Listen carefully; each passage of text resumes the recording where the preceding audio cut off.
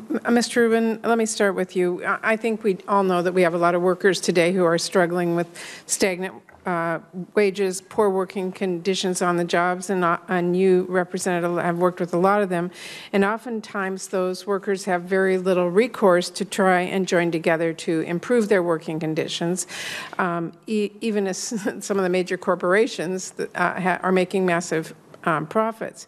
And here we today have some colleagues who want to continue to advocate for a return to a very narrow standard that has perpetuated some of those problems for the working families. Could a return to that old standard, as advocated in the Protecting Local Business Opportunities Act, have a negative impact on small businesses and their employees? Absolutely.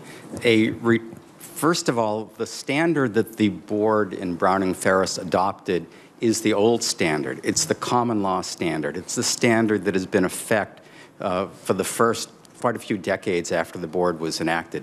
To go back to a standard that requires actual direct and immediate control in this era, given the large number of contingent workers, would certainly hurt the workers, but even more, it would hurt the contractors. The contractors are caught in vice-like pressure between the contractors that hire them and their obligation to comply with the law.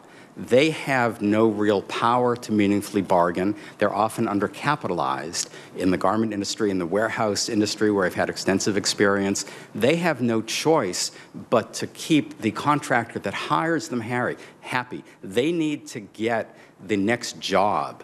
They're more interested in getting those contracts than in legal compliance, because they know the workers are powerless. The workers fear retaliation. They know that their entire contract will be terminated if the workers begin to organize or complain about working conditions. So a return to the old standard, the addition of actual direct and immediate, would harm small businesses. It would deprive them of the opportunity to become truly independent, to become true entrepreneurs, because if the larger companies back off and let them control their own workforces and bargain for themselves, then they're much better off.